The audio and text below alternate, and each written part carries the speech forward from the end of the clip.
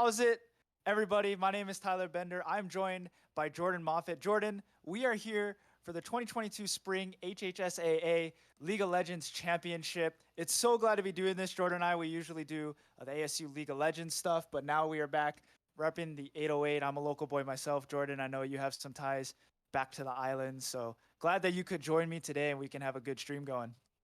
Yeah, I'm really excited for this matchup between Iolani and Mililani. I think this is going to be a really fun matchup to showcase, and these some of these players, it's their last game ever in high school, so I think this is going to be a lot of fun. Yeah, a lot of the players, as you mentioned, are seniors, so big ups to them being able to play. And I mean, I know I always say this, Jordan. We always talk about this, but I really wish that we had esports like this when we were in high school. I mean, the opportunities these kids get are incredible, and I hope it continues in the future. Yeah, I think this is so awesome that PlayVS has put this together to allow these high school students to, compete and start to explore like options within esports because I think that it's a pretty viable option. Like not everyone is blessed with like super crazy athletic abilities, but if you're really good at if you're really good at a video game, you have the potential to go pro. You can turn to streaming, you can turn to competing in some cases. Like there's so many different avenues for esports, and I think that's so awesome. Yeah, and of course we see it all the time. Doing the casting over at ASU, we've seen just how much investments put at the college level. So to see the HHSAA putting in all the investment in the local scene. Big shout outs to Natalie Iwamoto over there at HHSAA. Got us in touch with PlayVS, so we're able to bring this to you today, and putting in the resources to Hawaii High School Esports because it's something that really needs to be explored. UH also has a good program over there too, so allowing the kids to play is always something in my book that is a big plus. Yeah, I think this is going to be a pretty huge banger of a matchup. I know that Iolani, they're coming off of, I believe in the fall semester, they won the state championship in Correct. Hawaii. And then Mililani is coming off of a ton of momentum after a reverse sweep over Punahou yesterday. So I think that is going to be really interesting to see how this plays out, see how the players are feeling heading into this. One team has a ton of momentum, another team is coming off of a pretty miraculous and awesome semester last split. Sorry, yeah, last split. And it's the classic OA versus ILH matchup. I mean, there's nothing better in Hawaii high school sports than getting to see a public school take on a private school. Both these schools are playing separately. Mililani's back in Mililani, and Iolani, I believe, is playing in their library. Not quite sure what room the Mililani team plays from. But I mean, the classic ILH OA matchup can't get better than that. I'm a Kaiser grab myself, so have a lot of experience, trying to go against the ILH teams and what it feels like to play from the public school side. So to see something like esports where, the playing ground's a little bit more leveled, and, anybody can get into it. As you mentioned, there's no physical boundaries to do it, and some people aren't the most athletically gifted. So to have their talent showcased in a different way and get to see the classic rivalry in a different way is going to be fun. Yeah, I think it's really cool that this rivalry is transcended not just traditional sports, but now we get to see it in the esports space. It looks like we might be getting into Champ Select soon. I see a couple ready messages going down in the lobby, and yeah, it looks like we are about to get into Champ Select. So I love this. Only in Hawaii will you see somebody say "we go" in the champ. All right, and we are getting into champ select now. Looks like first ban. What's it going to be, Jordan? Because Kindred is a good one. We've seen a lot of Kindred played from Lucian Too Sexy. Funny that he has the name of a 80s carry, even though he's a jungler. that is pretty funny. I do like that. I will have to say I could totally see an Aatrox ban. I know that Aatrox is a very strong power pick for Scion, and I think that Darius ban also is a little bit indicative. That's a pretty rough matchup for the Aatrox. Lysandra going down as the second ban. I'm sure that's pretty much for the mid lane matchup of Jerry and Yum Dog. Sorry, gotta get used to saying these names. A lot of new names to learn right now. Right, So right. the Gangplank ban as well. So it looks like they're just targeting out Operation Doomday, uh, taking out his entire champ pool. I do know that he is a huge, or sorry, they are a huge fan of the Tryndamere. So maybe they're trying, maybe Iolani's thinking they have a counter pick into that Tryndamere. They can possibly take advantage of that with this draft knowledge they have. Now, I believe all the high school players through the PlayVS platform also get League Unlocked. So they will be able to select every champion. This is why we're just in a normal draft. Yum Yum Dog is very adamant on the Vagar, so they're going to take that away. Ilani's going to take that away. But I do believe we won't have to deal with people picking. We see an Asol hover. If Asol actually gets picked here, I'm going to lose it. If Asol gets picked, that would be awesome because I know This is Tyler, my you are champion. yeah, This you is are a my massive champion. Asol I know. fan. I know all the ins and outs of this character. So if Asol gets picked here, okay, Oh, of course it's gonna be Ari. I mean, there's no way someone blind picks Aurelion. So Ari is gonna be the first pick here for Mililani. Of course, a very, very powerful mid laner right now in the meta. Has a lot of utility, a lot of damage, controls the lane phase quite well. And Yum Yum Dog is gonna go ahead and grab that right away. yeah, I really like the Ari first pick. It's been a priority pick in a lot of competitive and pro play lately. I think that it's going to pay off great because it's going to allow Yum Yum Dog to have a lot of agency in lane and push out. And of course, on the opposite side, Jerry is going to respond with the Victor. I think that's a pretty classic matchup we've seen throughout this entire year of Ari versus Victor. Just two very strong mid lane mages. And it looks like Reld is going to get their hands on the Jhin. They love this champion. They listed it as their favorite one in the game. So I'm excited to see what they can do with this pick as Modao busts out the pike after and so we asked a couple of the players to give a little bit fill out a form for us and give us a little bit more information. And I know that Modao yesterday against Punao was a huge factor into winning on this pike pick. In fact, Yum Yum Dog even crowned them as the MVP of the team for that pick yesterday. So let's see if it can pay off. I do like the pairing with the Jarvan. I think that that's a nice 1-2 combo. Jarvan is very proactive in game and can get a lot of ganks off. Yeah, Reld, as you mentioned on the Jhin, I believe has only played this champion for this entire tournament. I don't know about the rest of the season, but I know for the tournament he's pretty much only played Jhin. The Alistar Jhin is a very, very classic lane, and actually Alistar is really, really good into Pyke. That's not something that we see because Pyke isn't usually a blind pick, so usually Pyke is getting picked against when the support's already shown, so you don't have that chance to pick the Alistar. But Alistar can knock Pyke away while he's in his East to save his AD carry, can knock Pyke up to stop him from moving forward, has all kinds of ways to counter the Pyke. So it's going to be really interesting to see this matchup. We'll see just how good Catalyst can play it. It is a very high skill matchup. If you know what you're doing on Alistar, though, it's a pretty free lane. Yeah, this is very surprising. Let's see. We have 1, 2, 3, 4, 5 top lane bans in this game. And in fact, it looks like Mililani is just going to miss their ban on this last one. Maybe there was a little bit of communication errors. I know that's happened a lot. But Sion, I know that they did say that they were an Aatrox one trick, but they're locking in the Camille here blind, which I think is very bold.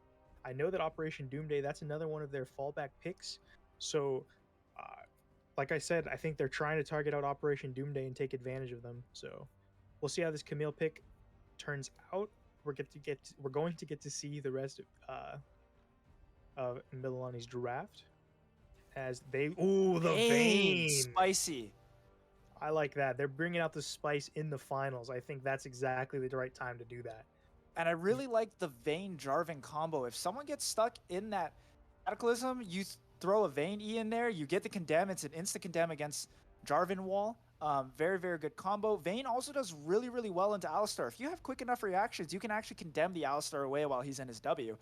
And Graves, it looks like, is going to be the pick. Shen, see, and we talked about this, Jordan. Shen has unbelievably high priority in Hawaii, yet nowhere around the world are you seeing Shen getting picked. And I wonder where in the meta why Shen gets picked so heavily. Camille, Shen, of course, does have a pretty good matchup in Camille.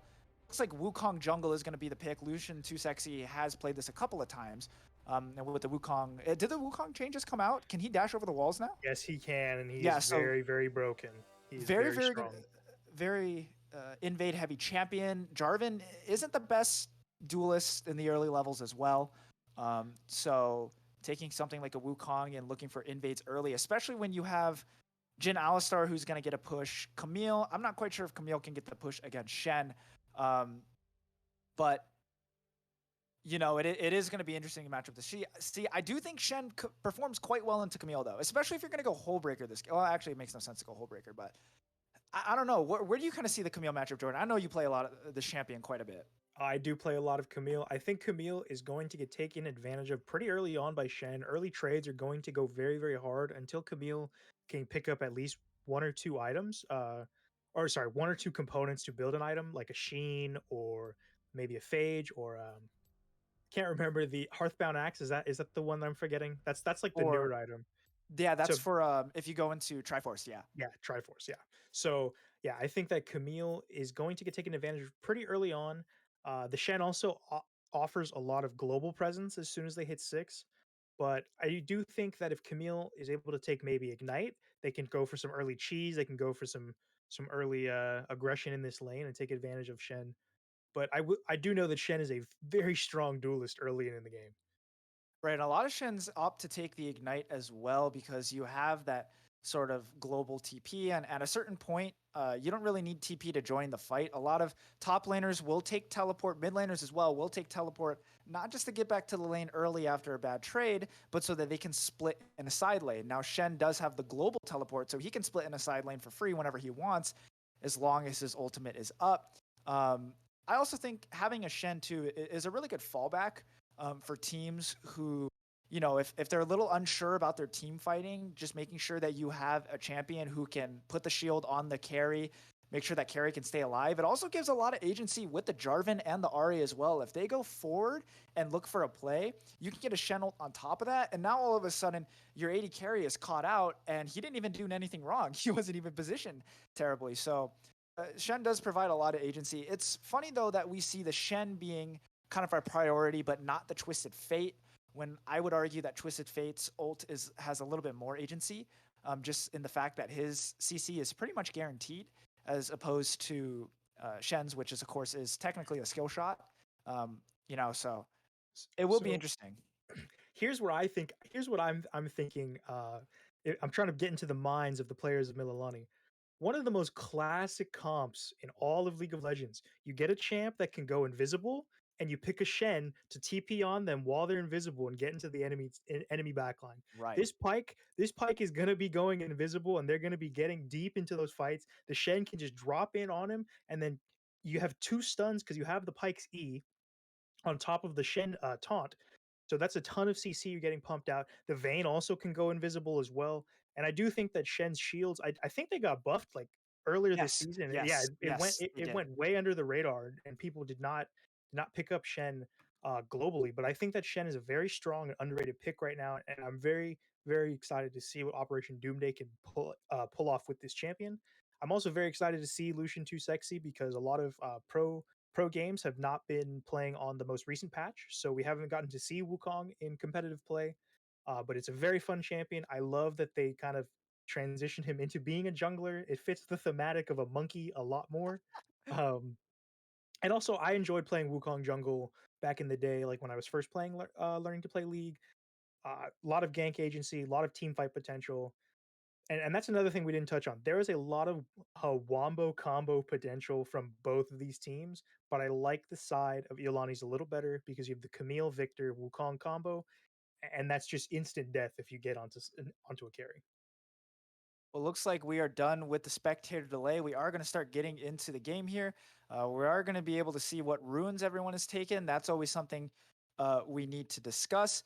It looks like Yum Yum Dog is going to opt for the Ignite this game. He does not have Teleport. Operation Doomday will also have the Ignite. Scion is actually going to take the Flash, so he does not have Ignite. Um, it looks like Catalyst 2 is going to go Aftershock on this Alistar instead of something like a Phase Rush. We see that a lot. Well, we also have been seeing a lot of Glacial Augment on these engaged supports because it provides a lot of lockdown. And then on the side of Mililani, Solus is going to take Aftershock on Jarvan. Not something we are used to seeing. A lot of pros agree that the correct build right now is Conqueror, and you build into more of this drain tanky kind of champion with Gore Drinker. You get the shields from your W, and you build something like no longer is it a Sterix gauge, but like a stopwatch after it, so you have the agency to engage. And when you have a Shen already who's going to go a tank item, I would assume that you don't really need the tankiness on the side of the Jarvan. That's where I'm. Oh, we love spectator bugs. Oh no, not this one again. Well, Uh, yeah. So I'd like to continue off your point though about Solus picking up this aftershock on the Jarvan, as we try and figure our way through this. Uh, Honestly, I've actually seen a lot less professional Jarvans going Conqueror lately. As more so, I've been seeing them go with the first strike, which I don't personally like. But we did see inspired for the evil geniuses.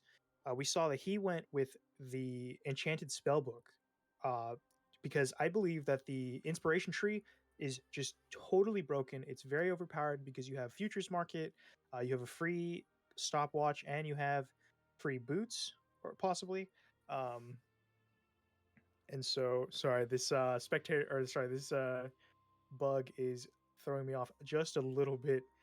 Uh, and so I do think though that Solus with the aftershock is going to be able to get those initial engages going, but they need the aftershock to remain tanky, and they can still build into a tankier bruiser style build with the gore drinker, or with a triforce, even possibly an eclipse. Like there's a lot of different avenues for this Jarvan.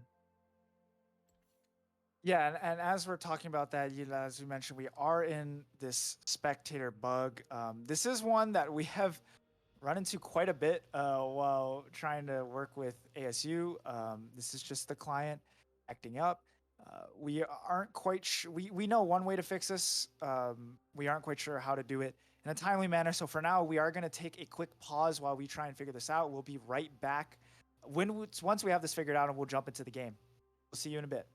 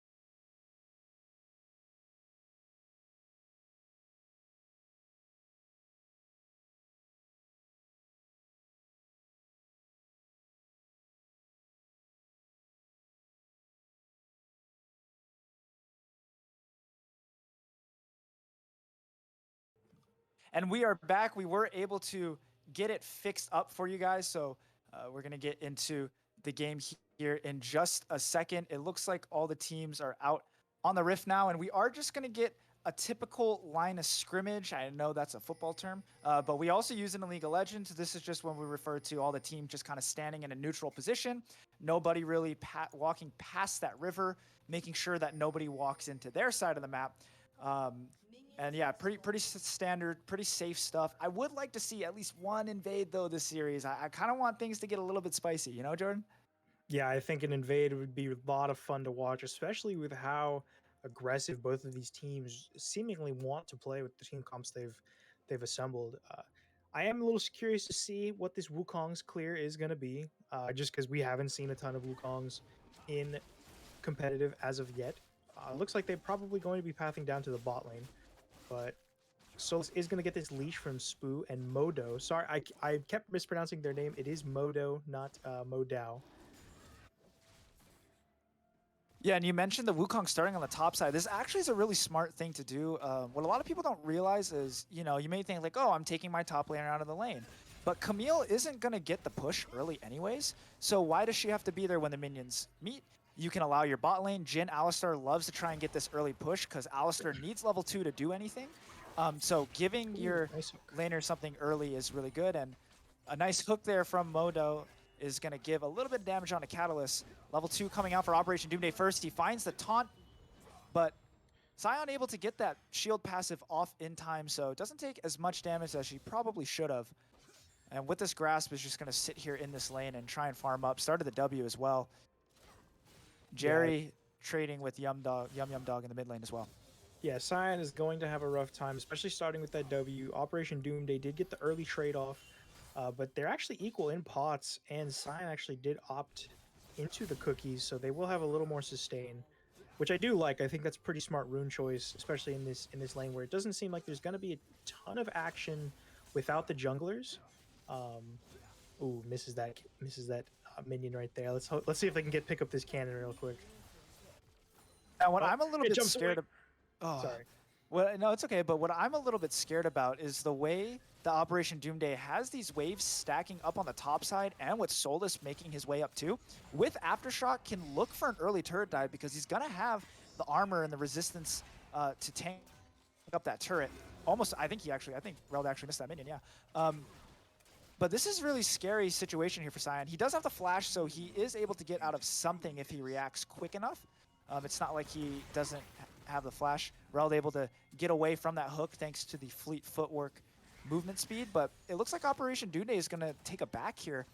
I'm not quite sure if that was a true cheater recall, though. Yeah, I'm not sure either. I didn't actually catch the timing on that, but it looks like their wave is actually in a pretty weird state. It looks like Sion might be trying to freeze that, but so far the CS is actually pretty even across the board. Nothing has been. There hasn't been any crazy trading thus far either. But it looks like Jerry is taking over this lane over Yum Dog, or sorry, Yum Dog.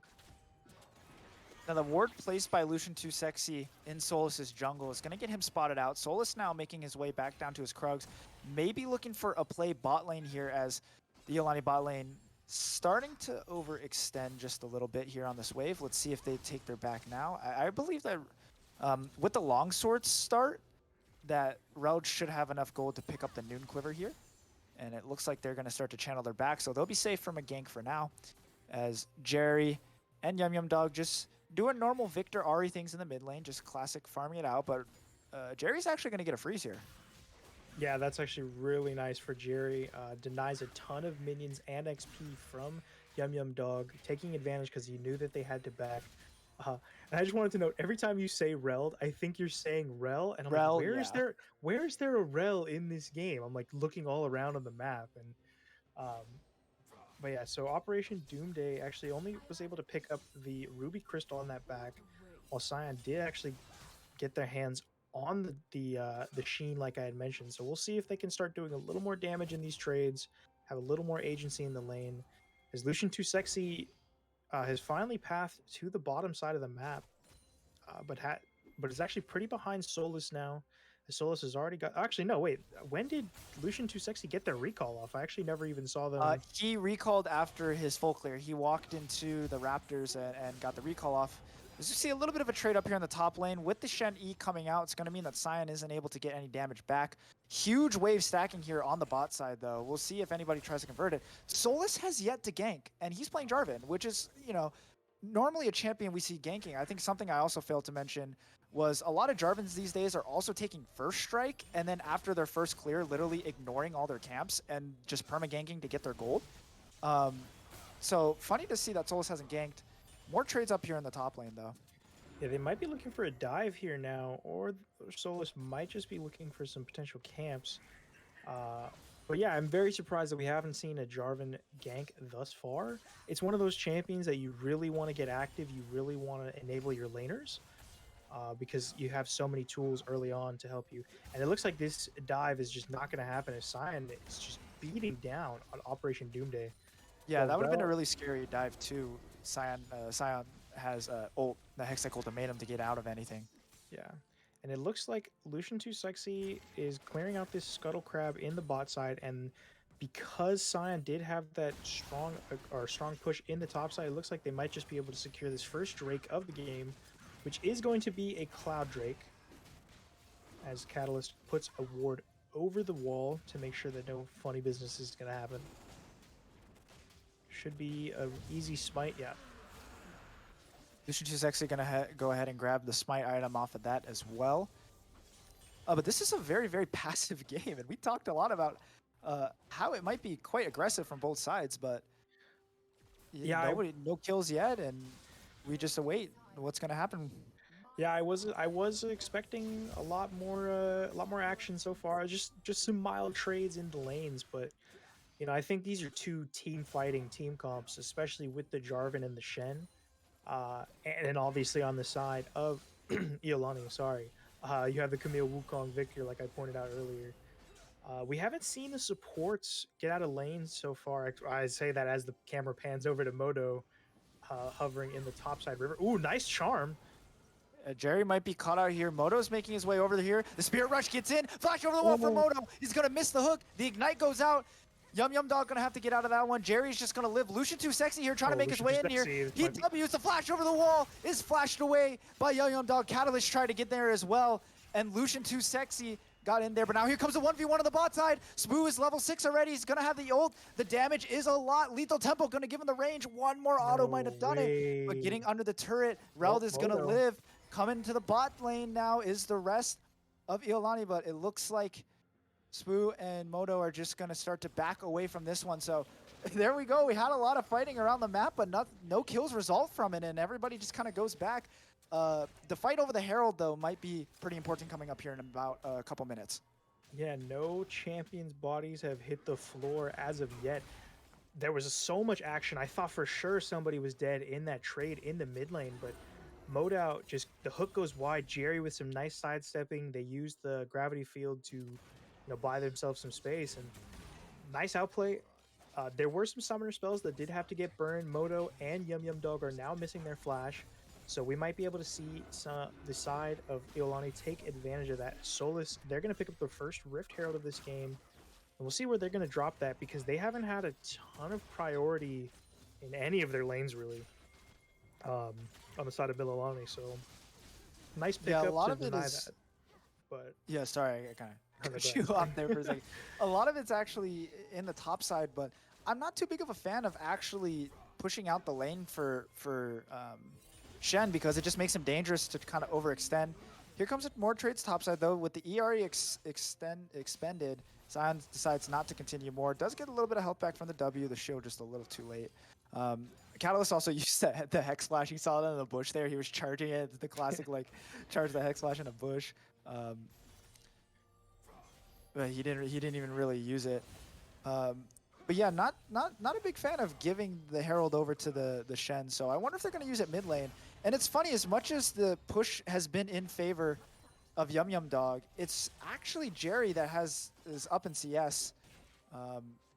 I guess Yum Yum Dog's just more focused on getting the wave out, that the last hits just maybe aren't quite there. Sion might have an angle here. Yeah, I think Sion definitely has a kill angle here. This could be first blood very soon. He might be calling Lucian. It's already expended. Sion does have the Hextech ultimatum. A beautiful E is going to stop the Q2. Here's an engage here from Catalyst on the bot side. Moto is just going to go ahead and get rooted up. He's trying to get forward. The trap is going to slow him down, so Rel can just walk out of there. But Sexy's in the area. Here we go. Oh, the hook shot in the ego line. The flash in for the Hextech ultimatum is going to find Operation Doomday.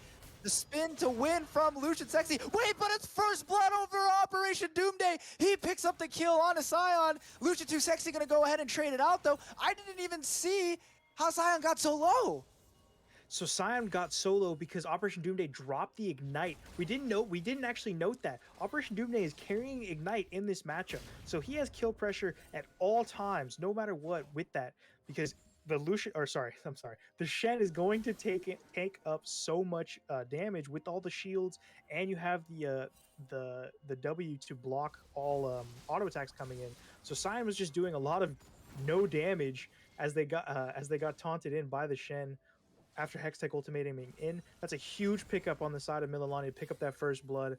That's really not what you like to see if you're the Camille on the side of Iolani, because now the Shen has picked up the Frostfire Gauntlet and they're gonna start shoving this wave a lot faster, and they're gonna start taking pretty much no damage. Yeah, you can see right away they're just gonna go right in and already is taking 0 damage. Look He's at walking that. into the wave, which is really peculiar. He was trying to cut off the hook shot angle. A very, very smart play from him there. I mean, heck, I don't even see some college top laners doing that against the Camille. With all the pressure, though, the Hextech Drake is going to go over to Mililani, so they're going to go ahead and pick that one up. Drakes are tied 1-1. We are going to get a Mountain Soul this game. When you pick up the Mountain Soul, you are going to get a bonus shield. It also changes the terrain. Every soul does that. This one adds more walls, so better for the Camille, better for everybody but the 80 carries of this game, really. Wow, really good taunt there. Whoa, let max range hook shot right there. But yeah, like I said, this Shen is just going to start taking over this top lane into Scion. I've been in this position many times. You get an unlucky level, you get an unlucky 1v1, even if your jungler is there, and then boom, now they have an item, they're up on you, and they can just shove this wave forever while you do 0 damage. But we'll see if Scion can get back into this game. You know, Camille is always good at just finding that one flank, one lockdown onto one of the enemy carries, and you know, you can make a huge difference, as Lucian Too Sexy is still hovering in this top side, but these wards are going to spot him out. And Catalyst is going to be clearing out this bot side vision. Oh, it doesn't donate over the gold to Reld. If Reld, yeah, no, if Reld actually last hit that there, both Catalyst and Reld would be picking up some gold on that, which is just a nice way to min-max and get as much gold value as possible onto your team. That's just being mean to your 80 carry at that point, man. Come on. yeah, I would have to agree. That's all right. I don't know how many times I've done that as support. I said, nope, this word is mine. Solus dropped the Herald in the bot lane, actually, and neither Modo or Spoo were there to pick up the gold, so all that gold went onto Solus solely. Sorry. I saw the opportunity. I had to take it. More trades up here in the top lane. Scion gonna have to hook shot away again. Can't even use it to try and, you know, extend the trade. Blue buff gonna be donated over to Yum Yum Dog. Gonna be able to sustain in that lane forever now. This lane's been really quiet, but we see an invade here. Lucian Too Sexy spin to win ambitious. already.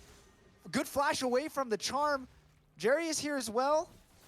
Scion has joined. Operation Doomday is here as well. Didn't even want to think about committing gold, and everybody kind of walks away, but it is the blue buff getting donated over. A flash there. Rel is going to just be able to get out of Modo's undertow. It's undertow, right? Is that the E? No, undertow is the hook. What is the E called? Phantom? Wait, that's the same thing. I thought undertow was Olaf's Q. That's true, but the Phantom Undertow, what is that? That's it's the Q, right? That has to be his Q, yeah. I forget what the E is called, but he's going to be able to get out of that one. So Reld, again, living on this bot side here in the 1v1s. Good flash away from Jerry, but he's going to get rooted up with the Everfrost. But here comes Lucian Too Sexy. Now, he doesn't have the spin to win. Catalyst is here as well. The Spirit Rush is already used. Catalyst, he Q too early. No knockup. Operation Doomday used the Shen ult to get in there as well. So everybody just gets engaged. And poor Jerry, I mean, he played that one as best as he could, flashed away, but got caught with the charm, got caught with the Everfrost. Yum Yum Dog is actually Solus who's going to go ahead and pick up that kill. Yum Yum Dog just with the assist. And Jerry now down a kill as well. Yeah, that was pretty rough to watch for Jerry, you know. And then afterwards, Lucian Too Sexy and Catalyst just a little too late on the counter gank there. Operation Doomsday did have to burn the Stand United, which did allow Scion to get this push in and get a little extra gold, as now they're able to finish up their Divine Sunder on this back, which should help in the trades against Operation Doomday on this Shen. But the Ignite is back up, so you know there's a lot of kill pressure on the board now for this Shen. as the second Rift Herald is going to get over into the hands of Mililani once again. Uh, where did we see that first Rift Herald get dropped? I don't It remember was in ever. the bot lane. It was in the bot Okay, lane. okay. Ooh, this Zion, might you be a kind of rough jumped spot. forward there. The Yeah, this rest is a of dive right Mililani is here. here. The Heralds are going to be popped. There are 4 members here. Can he trade the kill, though? Not quite. Gets taunted right as he comes out of the Hextech ultimatum. And Modo, with the ult, is going to go ahead and collect that. That's a lot of gold over to the side of Mililani. Not only do they get the plates, but they get the Pike passive as well. Off that ult, gives your teammates gold when you get the execute. I got word from our producer as well that I was right. Pike E is Phantom Undertow. The Q is called Bone Skewer, which makes sense because his thing is a bone. So it is Phantom Undertow is Pike E. So I wasn't wrong, Jordan. I wasn't wrong. I'll be honest. I just thought that only Olaf's Q had the word undertow in it. To be Which is hilarious because it's an axe and he throws an axe. It has nothing to do with the ocean. I mean, Olaf is one of those like he was like one of the first 50 champions or something in the game. So I feel like they were just kind of throwing whatever they wanted up on the. Golis is going to step forward here, but he might have been caught out. Catalyst is going to get knocked up, but Lucha too sexy with a spin to win. The Cataclysm is going to lock him into place, though, but Jerry is able to free fire now. Moto, it might fall here, but a good stun is just going to keep him alive. Spoo is trying to kite this one out. Solus, the Stand United, is finally committed, and I think Iolani might have stepped too far. Here comes Solus. He gets forward. Cyan forced the hook shot away. The gravity field is going to kite everything out, and this third Drake, rather, is going to go over to Mililani. They're playing these team fights so well. Yeah, Mililani is just completely on the same page with all of these fights. That was so smart from Operation Doomday. Oh no, Moto might be caught here. Actually, a very, very good stopwatch there is not going to be able to live too much longer. Jerry going to fall once again. Yeah, that was a beautiful play from Moto there to just sneak right up in there and stun him. And this is huge for the side of Mililani. But like I was saying, Operation Doomday played that so beautifully, soaked up as much damage as possible playing the frontliner. When it was time to go, they backed out of the fight, but kept their eyes on everything and dropped the Stand United to make sure that none of their teammates fell in that fight. So yeah, now they're jumped out to a 4K gold lead with 1 tower, both Heralds, and 2 Drakes. So this could, and now it looks like they're going to get this Scuttle Crab unless Catalyst is going to do something crazy here. And so, yeah, this is a huge gold lead for Mililani. That's got to feel good right now in their pot with all this gold in their pockets. Especially with this Vayne. Yeah, that's exactly what I was just about to point out. I mean, Boo already has the Immortal Shield Bow, has the Rage Knife built as well. I wonder if they're going to go into that Wit's End right after this Ginsu's Rage Blade. But you know, Reld's, I said Kled. Reld's doing quite a good job actually keeping even here. I mean, up about 20 CS. About 4 waves, as the item's pretty much even, so he's going to be able to put out some damage. And now what I'm kind of realizing and why Solus might have decided to go for this pure tank build is Jhin does not do quite well in the tanks, as Callus is going to face check the brush here. Pops the ult, but it may be a little bit too late. Spirit Rush is out for the Ahri. Moto's going to miss the ult, but Spoo going to go ahead and pick up another kill in the mid lane. Catalyst caught out once again, and Mililani now up 6 kills. Yeah, I know what you were talking about. I know you were talking about how Reld has done a great job at keeping up in this game, but this Vayne is fully online now. They have 3 kills, they have an Immortal Shield Bow, and it looks like the Ginsu's is next. Oh, and Solus is just going to go for it. There for Solus. The Cataclysm is going to lock everybody in place. It does not matter. You can spin to win all you want. Lucian is too sexy, but you are going to fall as well. Even Operation Doomday gets in there with the Stam United. 5 members strong in the mid lane for Mililani as 2 more fall for Iolani. Oh, curtain call. Hold on. You always have to be careful when the curtain call. Catalyst is going to find the knockup. And there's the first kill for Reld. He sneaks it. Threads the needle there. Finds Moto. That was so actually Reld's going to go ahead and pick up a kill. That was a really nice response from the side of Iolani. They actually got the kill. They picked up a kill onto Reld, which I believe, I don't know if that was a shutdown. It might have been with just how far ahead. It might, yeah, who knows? But also, Cyan picked up the first tier tower in the top side. So I think that was a nice pickup. It breaks open the top of the map. It allows this Camille to freely explore. They'll probably head down to the bot lane. Actually, I stand corrected. Reld looks to be going back into the bot lane. Solus, they pick up the blue buff and oh, okay, I was gonna, oh no, yep, they're gonna go for the, oh no, oh okay. wait. They're still on the map. They're still on the map. Trying to get full value from the blue buff. Doesn't want to back with it right away. Sion is trying to move forward here. Could just be slightly overextended. Yum Yum Dog on the R. He's starting to make his way up too. So Sion's just going to start to back out now.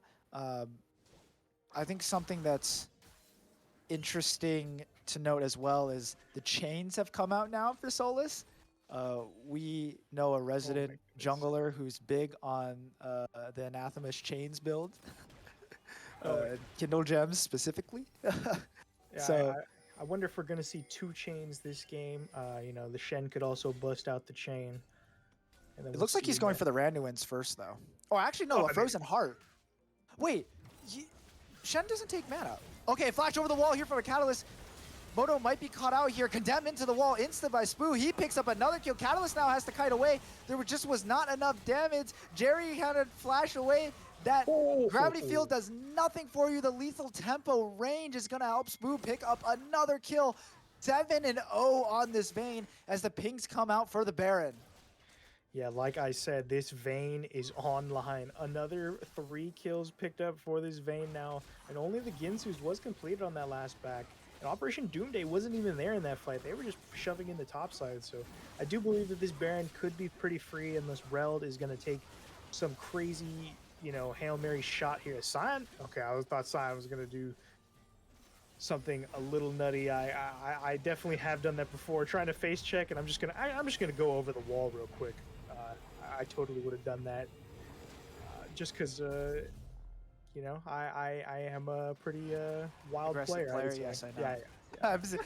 we played quite a bit of games together. I know your playstyle already. But with Milani deciding to go for the Baron, it leaves open the Drake. So Lucian Too Sexy able to respawn in time. It looks like Iolani's going to go ahead and grab this Drake. They have the Jhin and the Smite combo. So they are going to go ahead and pick that up. So Drakes are even now, delaying the soul just a little bit more. But to be completely honest with you, I don't even know if Iolani wins this game as it goes late. I mean, a 7-0 Vayne already, now starting to work towards that wit's end. Eventually might even pick up a rapid fire cannon with the lethal tempo would be absolutely dangerous. So we'll see. Catalyst steps forward a little bit here, a little too far as well. The rest of his team's not here. The curtain call already comes out, but Spoo has made his way into the back line. He's going to go ahead and pick up a kill already. Lucian Too Sexy going to have to jump out. Moto going to go ahead and pick up a kill on the Catalyst with the Pike ult. Does he look for the jump over the wall? Yummy Dog with the last Spirit Rush tried to find the charm, but does not have it. And with the Baron buff, 5 members strong here for Mililani starting to push down this mid lane. It's 24 minutes into the game, and we may already see an inhibitor taken. Yeah, we'll see if they do take this inhib. They might just honestly play for another fight, and they could even end here. This Vayne is just unstoppable in any kind of fight. I think if you are Spoo, you're calling for the fight right now. You know you can take on this entire team, but like I said, I am a little hyper aggressive player. They're gonna take the smart move. They're gonna take the inhib and then transition over top. Gonna send Operation Doomday to possibly shove in that bot lane tower as well. As this red buff is gonna get stolen by Spoo. There's nobody there who can contest it.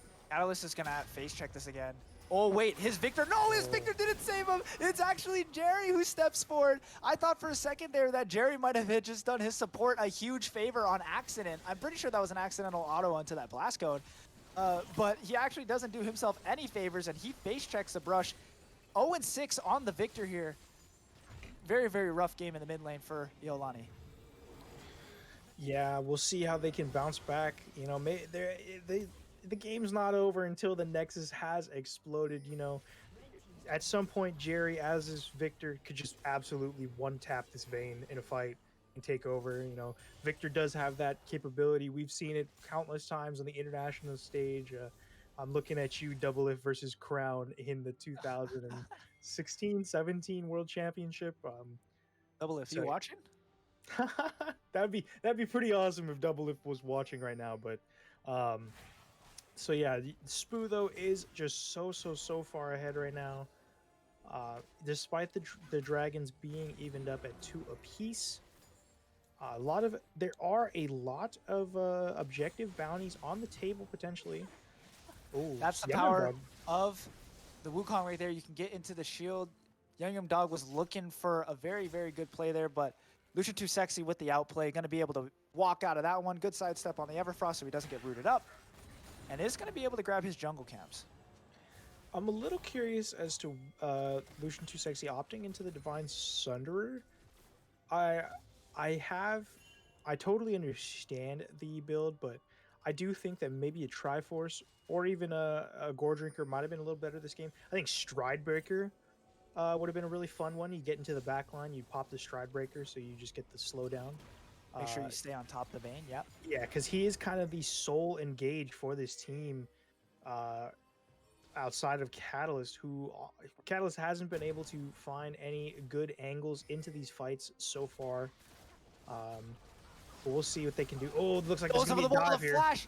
A good pop there by Callus. He flashes forward, finds a knock off the two. Rel is still trying to kite around in the back line here as the rest of Iolani tries to disengage for him. Modo is finally going to fall. Here comes the curtain call. Spoo might be the first one on the table, but everybody kind of stacks on the one. Operation Doomday and Sion are duking it out in the top lane. It looks like Mililani able to get out of that one. Sion now is finally going to be able to take these trades, uses the Hextech Ultimatum, pulls Operation Doomday right back. One more Q. Is he going to do it? No. He's not going to be able to find it. And now Sion has to run. Operation Doomday looking for something, but I don't know if he has the cooldowns. A good dodge there, but now you have no taunt. How is Sion going to play this one? He still has the mana for a W. He's just going to start to run away now. Spoo's starting to make his way up. What a crazy fight there. Rel did the most to stay alive and was just able to get away from Modo. Modo didn't really have any follow-up as the rest of his team was zoned off by the turret and Catalyst doing the most to try and keep his AD carry alive, not even standing next to him. Yeah, like I said, you know, you just need the one fight to change it all. As never mind Lucian Too Sexy, he's gonna get caught out. Oh, he might be able to get out. Nope. The Spirit Rush is going to be used. Oh no! Young Dog dashes into the Cataclysm. Still finds the charm though. Lucian Too Sexy going to get picked off. And with the Drake spawning in less than 10 seconds here, you got to believe that's going over to Mililani. Oh no! Jerry stepped too far forward too. He's going to get picked as well. 17-3 now for Mililani, up 9k gold. Going to get the Drake. You got to believe this game is kind of close to over. Yeah, I think it's just now a matter of Mililani looking for the right way to end this game. They might be just waiting for this next Baron timer, which is in 20 seconds. They can pick that up and then close it out with a push mid, possibly. Solus, they are going to get this Drake. It's going to put them on soul point, but I don't think we're even going to make it to a Dragon Soul this game. Forgive me if I'm wrong here. Did Lucian Too Sexy like dash back in that fight? I saw them. He used his E back onto Solus. Okay, I thought that I thought like my eyes played a trick on me. I thought I saw him go over and then he went back in and then got back out, but then the charm hit him. Modo, looks like though, Sion might be caught here. Did not know that the rest of the team is here. Look how much range Spoo has for a Vayne. You thought that was a short range AD carry, but not anymore. The lethal tempo gonna have a lot of range. And yep, Baron is spawned now. All the proper visions set up for Mililani. And with Iolani having to deal with this wave pushing into their inhibitor, it looks like they're just gonna get this for free. They burn this with a Vayne. Yeah, it looks like Modo got denied going over with the blast cone. I saw him get sent into the red buff pit on the mini map. Yep, Spoo is going to just burn down this Baron buff. It's 17-3 right now, 10k gold lead, 6 towers up, and 3 Drakes, and 2 Barons now, as well as the 2 Heralds that were early on in the game. You have to think that Mililani can close this game out off the back of Spoo right now, who's just popping off on this Vayne. He contemplated taking their back. The rest of Mililani contemplated taking their back, but with the wave coming in here, it can look to end the game right now. Spoo, as you mentioned, very, very strong, 9-0. Does have the ult up. All ults up on the side of Mililani. On the opposite side, though, just missing the Hextech Ultimatum for Iolani. So, with the Victor, gonna have some good wave clear. We'll see if Yum Yum Dog tries to look for a Spirit Rush engage over the wall. Solus 2, as Operation Doomday on the Shen, just gonna push out this bot wave and try to get these 2 waves synced up. Yeah, I really like how patiently Mililani has played this, allowing their minions to move up and just, you know, with the Baroned up, Cannon minion can hit away at the inhib as Operation Doomday pushed in the bot side, and they might go for an engage here. This might be the final fight. Catalyst moves forward, but look at all the true damage coming out from Spoo. Modo's just gonna miss the hook. Curtain call is called up.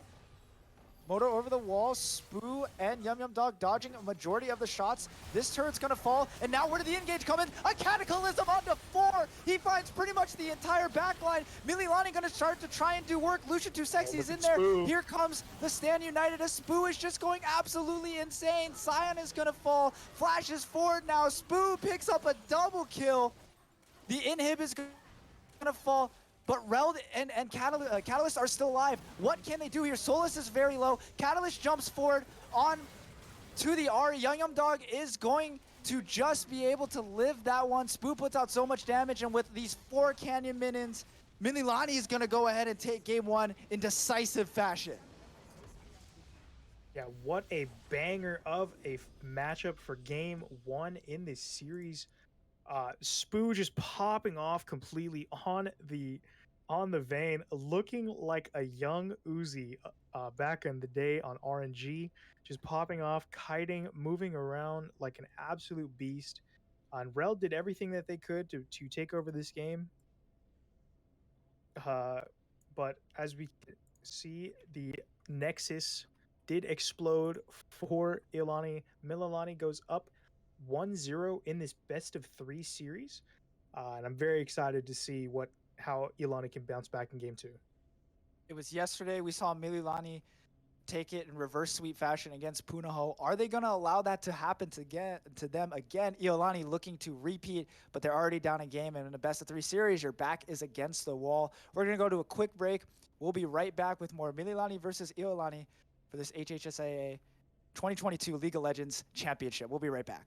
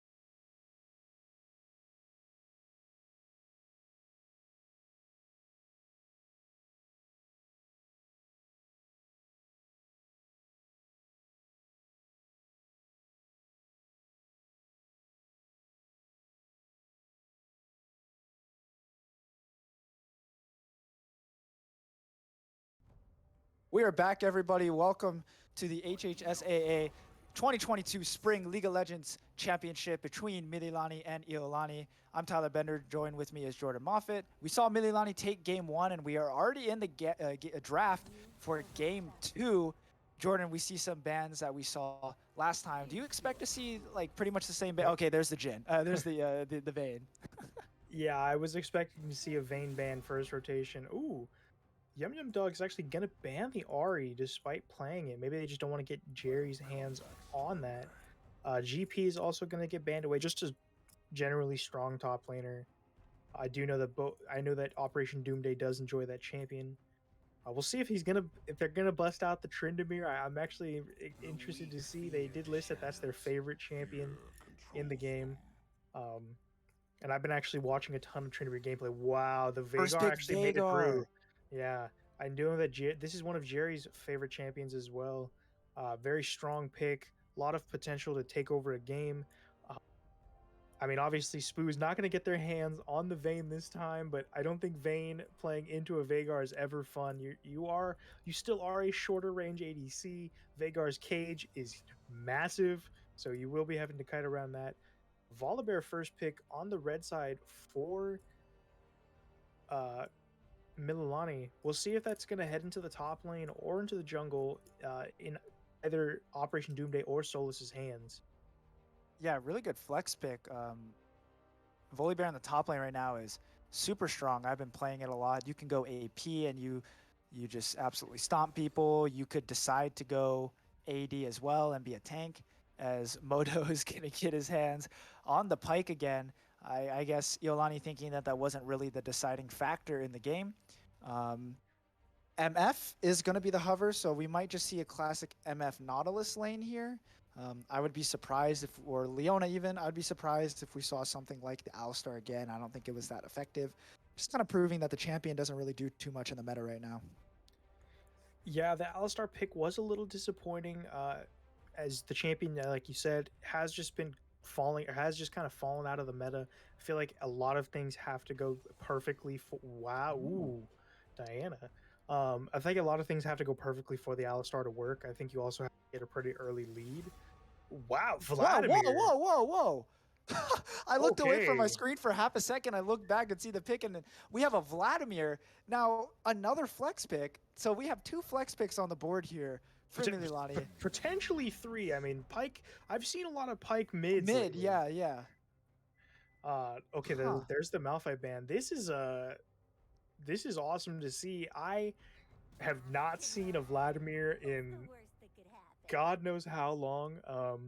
Like a competitive setting. Last time might have been like the Shy and Nagari running Kleptomancy. It honestly might have. Ever since the items changed in League of Legends last season, Vladimir's kind of had a hard time finding his place in the meta.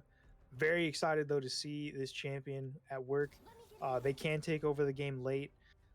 Just like last game we saw Spoo. They took over the game into the late game, and Vladimir can do the same. But going back to the side of Iolani, they're pairing up double AP mid jungle is what I would assume is where that Diana's going. And I'm not a huge fan. Ooh, is that an Ashe? Is that an Ashe? I really like Ashe. I'm not a huge fan of Ashe into MF though. Oh yeah, I'm not a huge fan of that either. But I do like Ashe right now in this meta. In the meta, yes. Very strong champion. Mililani only took away one support, and it was the Leona, so the Nautilus is going to get handed over to Catalyst here. We'll see what the final pick is. This is going to be the top lane. You have to assume at this point you're either playing against a Volibear or a Vladimir, so maybe you just pick something that can play against the Vladimir and then just hope for the best. Aatrox is going to be the pick. I wonder if this is just to take it out of Operation Doomday's hands. This could be. I know. Well, I know that this is Sion's one trick. He didn't get to bust it out last game because Iolani did ban it away on the red side. But I think that this is a comfort pick. Like you pointed out in the last game, backs against the wall. They've got to bust it all out. And there it is. It's the Tryndamere. Now this is such a great pick into the Aatrox. Maybe once Aatrox got like first reworked, it wouldn't have been such a great pick because Aatrox could also, revive himself. But now that you have a Tryndamere who can dive into the back line, wait. Okay. I thought the Veigar was going top there for a second. I was a little confused. You're gonna have a Tryndamere who can dive into the back line. You're gonna have a Volibear who can get into the back line, a Vladimir who can get into the back line, a Pike who can get into the back line, and an Ash who can throw the arrow over the top to stop any peel. This is gonna be insane. But both teams have really good team fight comps. My only problem with the Iolani comp is how do they get off the ground? You know, this Mililani comp has a lot of ways to get going in the early game with the Volibear, with the potential Pike roams. Ash is actually very potent in the early game, puts out a lot of damage, and the W slows are very scary. Um, Meanwhile, on the side of Iolani, I mean, you got to wait for the Veigar to scale. You got to wait for Diana to hit 6. MF doesn't really do a lot of damage unless you have the ult, because I'm assuming that this is going to be the Arcane Comet build where you go lethality and you don't take PTA, so you don't really have the damage off your auto attacks. And Aatrox takes a while to scale into the game too. He needs about 1.5 items. So I'm a little worried on how Iolani is going to play this early game. Yeah, this is going to be a pretty rough early game for Iolani, especially like you pointed out. There's so many tools for Mililani to get ahead in this game. You have the Volibear, who's very potent early on. Ash and Pike, very aggressive bot lane. I don't think we've seen those two paired up all too often. But this is a battle of the one tricks up in the top lane. Operation Doomday is a Tryndamere player, and Sion is an Aatrox player. So I do think that this is going to be a banger. Uh, it can go either way. I know that I do prefer Tryndamere in this matchup, 1v1, but Sion is on one of their comfort picks, so we you never know what could happen. Oh, you sent me checking the phone there. I had to look at a little tweet there from Natalie Iwamoto shouting us out for wearing our Aloha shirts today, Jordan. You know, gotta rep the 808 any chance you get. This is like the one Aloha shirt I have here on the mainland as well. Of course, always got to represent the kind. You know, my grandfather, he grew up in Hawaii. My grandma, she lives there like 50% of the year. So, and we always go back every couple, or we go every year. So, yeah, I've got a love for that. I got a lot of love for the island. Speaking of the islands, you know, a lot of kids here on both sides, Iolani and Mililani, looking to go to UH after they graduate here, since most of these players are seniors. So a lot of potential strong players coming up into the UH pipeline for League of Legends. University of Hawaii, not really known so much for the League of Legends. They are quite known for their Valorant, actually, believe it or not, another Riot game. And that's a college league that's starting up here in a bit. But yeah, good to see a lot of players decide to stay home, go through the pipeline, and maybe bring some glory to the Rainbow Warriors, but with a computer and on the screen instead of out on the field. Maybe we I can get some guys doing the haka before Oh, that'd be before a League of cool. Legends game. How fun would That that be? that would be so hype. But could you imagine how much that would like intimidate a team like Maryville, who's like from St. Louis? They've never seen something like that. That'd Not be not awesome. Niles and the Odd Orange are over there just like not knowing what to do. They're shaking in their boots while UH is first picking Ilawi and well, I did want to note that we are going to get down to the end of the spectator delay, but you did mention that a lot of these students are seniors. I did want to note Operation Doomday is a senior. They're graduating this semester and they're going off to UH at Manoa to study computer science. Which so congrats to them. They had an awesome game one on the Shen, so I'm really excited to see what they could do on this Tryndamere. we are getting into the game now. Pretty standard stuff. I think the only real thing that surprises me here, Jordan, is an Aatrox with Ignite against the Tryndamere. Yeah, that is next level of aggression. I actually have not seen Aatrox carry and Ignite, especially in this matchup. I think that's a pretty risky one, but we'll see.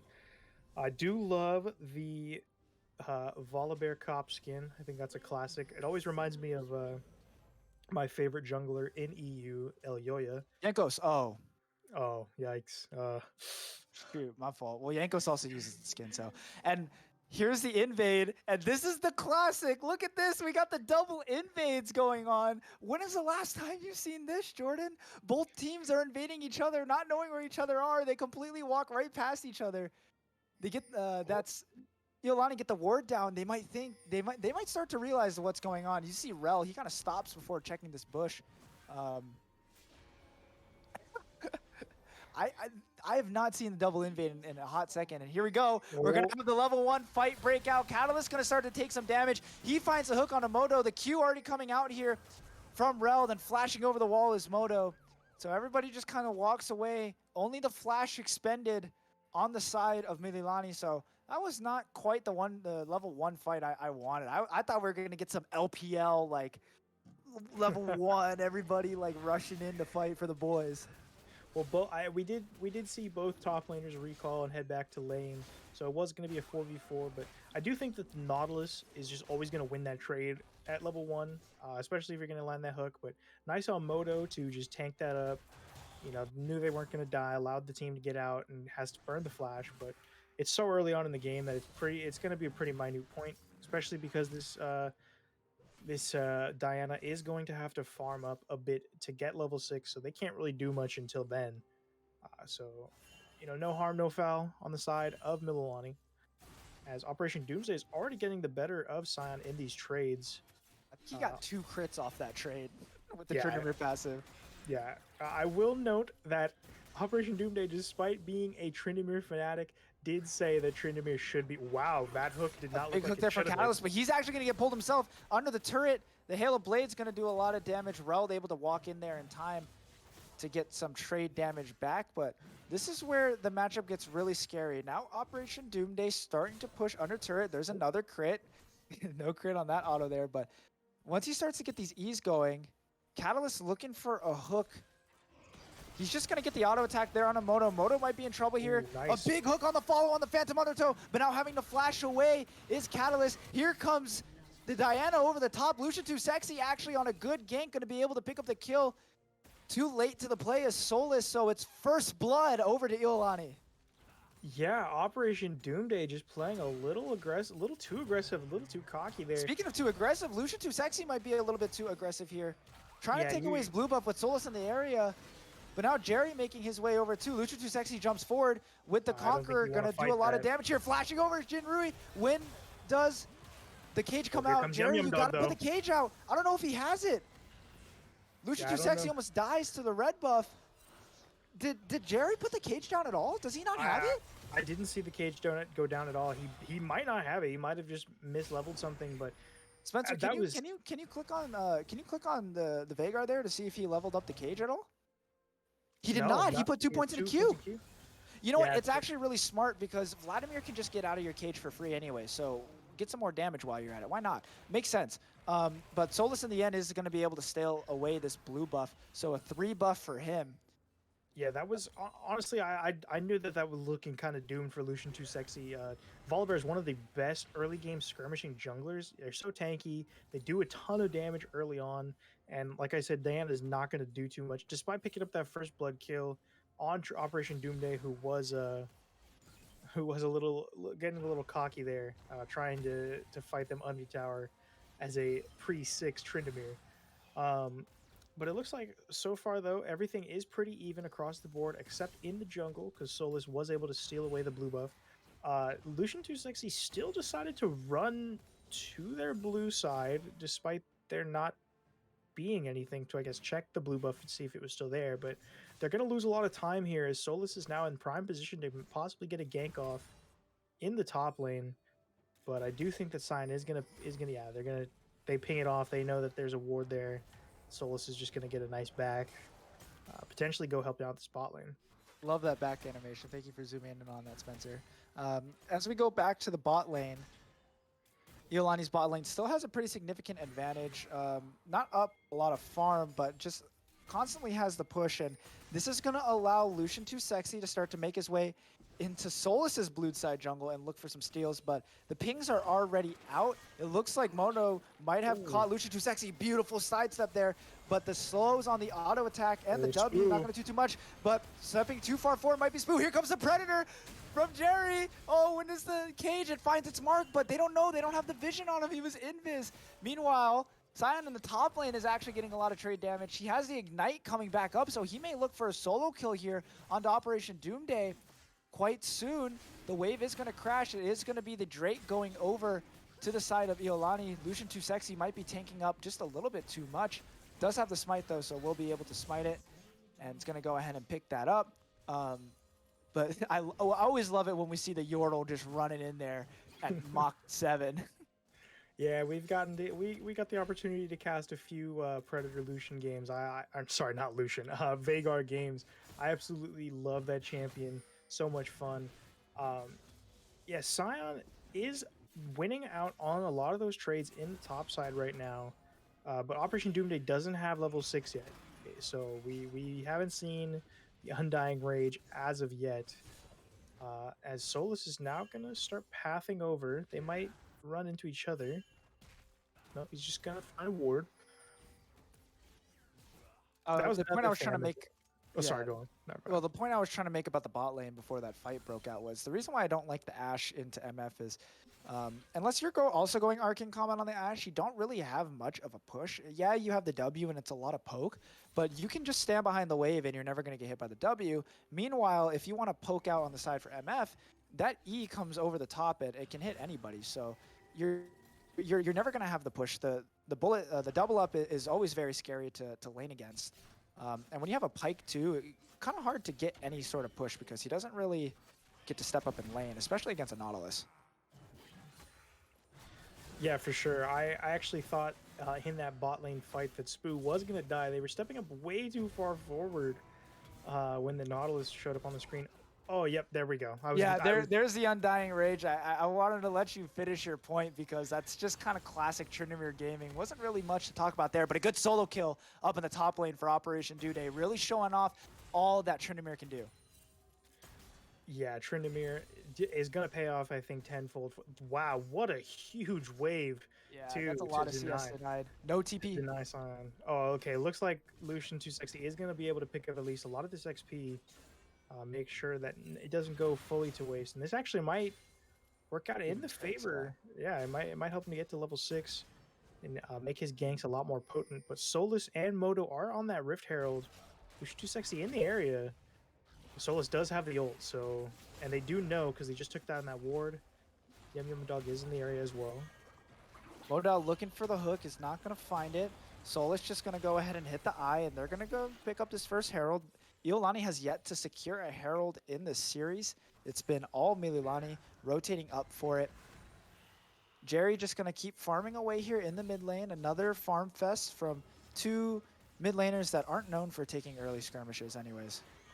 Catalyst might be caught real quick. Trade of hooks, actually, it's Catalyst who's going to find it. Predator popped, but Jerry's not going to continue forward as he doesn't know where the rest of that Iolani squad is. Oh, but that's a big cage. Flashing forward now is Catalyst. Yum Yum Dog is going to go into the pool, into the Ghost as well. The Ignite does come out, but that's not going to be enough to kill. Yum Yum Dog just going to walk away from this one, and the Mililani mid laner escapes unscathed.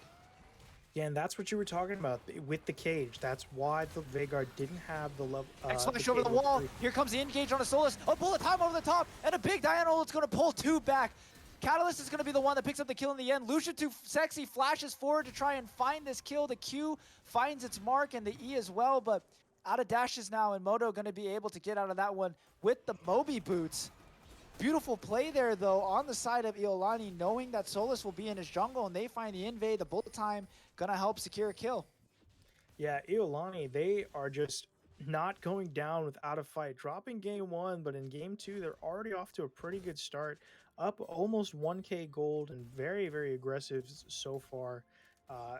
Just catapulting Lucian Too Sexy into this level 7 lead now over Solus.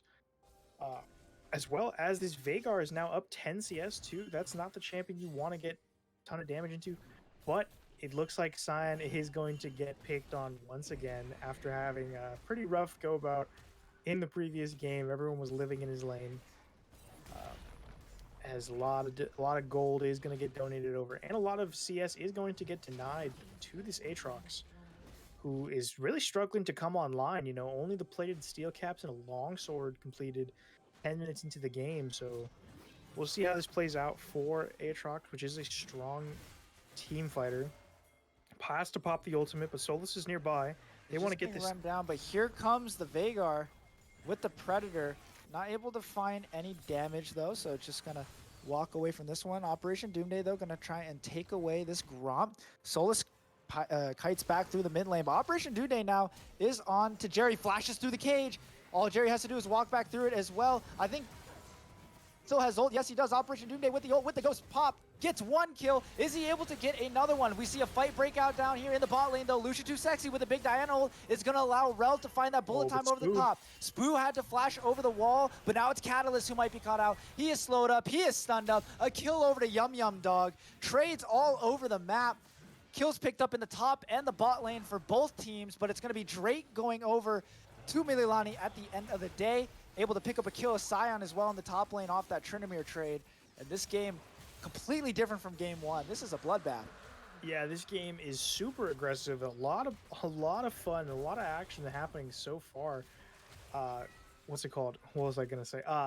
Yeah, a lot of just trading back and forth. I did like that Operation Doomday saw the kill angle right there. Was able to pick up that first kill.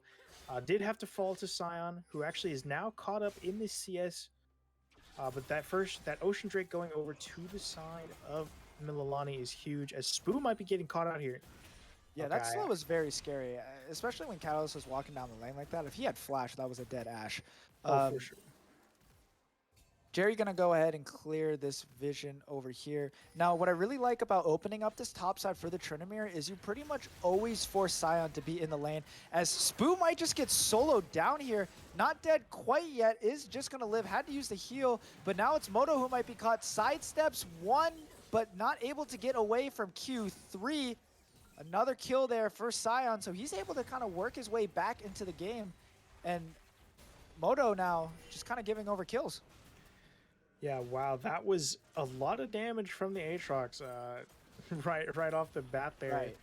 To just, yeah, that first Q proccing like took a big chunk off of Moto's health. So Moto, you know, they got to reel it back a little bit. I know that they see the state championship in their eyes right now, but they just got to keep it cool, calm, and collected. Make sure they can close out this game, because, you know, Iolani, they are the reigning champions from the fall. Ooh. Nice Moto hook. into the big arrow. Spoo is trying to walk forward to get the damage here, but it's the Pykel that's going to secure it in the end. Operation Doomday is here. Catalyst forced to flash away. No Lucian slow, Sexy's on the way. no continuation. But Lucian Too Sexy is here. He might be caught out. Operation Doomday jumps forward with the E. Moto trying to find his way in there. Uses the Gale Force. Did not get onto the Blast Cone properly, though. And Moto still looking for more. Finds the hook over the wall. Ults over, and then Phantom Undertow's back over. So, you know, that ult cooldown was running out anyway, so just had to use it. Here comes Solus. He does have the Volibear ult, so he can turn off the tower here. He also popped the turbo. Moto found the hook. That's an easy kill picked up there for Yum Yum Dog. That's 2 kills onto the Vladimir already. And, you know, normally I would be saying, hey, give the kills to your AD carry. Let Spoo get some kills in here because he carried last game. Why not some more? But getting a very fled Vladimir early game is really, really good. I think the more this game goes on, Mililani is just going to be in a really good position, because how are you going to deal with the Nautilus, with the Tryndamere jumping on you if your Nautilus is your only real source of engage? Yeah, I think that getting this Oh, Vladimir Relstop online- Moto's back. Does he find the kill? Nope. I actually thought that possibly Moto and Spoo could have just turned that right there and gone for the kill, but good for Mililani to let Spoo go back, pick up some items. But yeah, like I was saying, it's really important to get this Vladimir online early on. You know, they've already got the Hextech Protobelt completed. They're still down about 20 CS, so there's a little bit of catch up to do. But yeah, like I do think that the scaling I do prefer the scaling on the side of Mililani over Iolani, because I do think that Iolani, outside of the Nautilus, the Diana engage is pretty hard to pull off, as we see another hook go down. And just another classic team fight. Look at everybody get pulled back in. The Wombo combos coming out from Iolani right now, really helping them last through this team fight. Operation Doom is going to die. That's a shutdown on to the Vladimir for Catalyst, and it looks like Iolani He might have heard me, and they're going to try and get their first Herald of the series here. Yeah, as you said, just another really, really well-played team fight. Yeah, both teams are actually just catching each other out constantly. Moto, ooh, okay, I was getting a little worried there. There was people standing. Um, as the Herald is not going to get picked up, and Lucian Too Sexy is going to grab that. Cyan is going to head into this top lane, but it looked pretty good there for Mililani. I can see why they took that fight. You know, it looked like they had the number advantage, but Jerry and Reld showed up at the back end of that fight. We're able to lay down a ton of damage. Not even the ultimate had to come out from Reld, so it's still pretty close in gold though. Only about a Wait, did he 400. not use bullet time? Was I crazy? I thought I saw a bullet time. Unless the cooldown is just that low, but no, No, maybe it was his still E, and up. I thought that was the bullet time. But yeah, Yeah, there was a this lot of knockups. The Wombo combos, Cyan knockup off the Q2 into Lucian Too Sexy's knockup off the Diana ult, and now Mono might be caught out here. Actually, it's Lucian Too Sexy who might be caught out. The Ash arrow still ready to go. Mono gonna miss the hook, still has the Phantom Undertows, gonna use it to get over the wall. Now the rest of Iolani is now walking into this Cloud Drake. There's no real vision in the river besides for that Scuttle Crab, but that's why you got the Ash. Use the E. Gonna see what's going on. Moto finds the hook. Dashes away from the Diana Q, and it's the Cloud Drake going over to Iolani, but look at Operation Doomday on the top side, doing the Tryndamere things, just pushing that turret. Gonna go ahead and collect that 650 gold for himself there.